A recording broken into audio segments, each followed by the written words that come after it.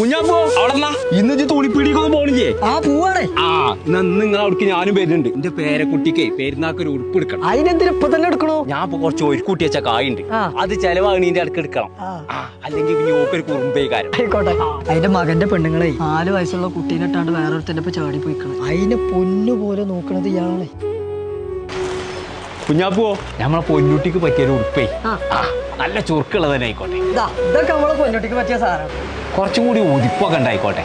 ഇത് കണ്ടോക്കി, ഇത് മതിയല്ലോ ഞാപ്പോ. ഇത് ഇട്ടിട്ടുണ്ട് എന്റെ കുട്ടി രാജകുമാരിന്റെ മാതിരി ഉണ്ടാവും. ഇതിന് എത്ര നോക്കി?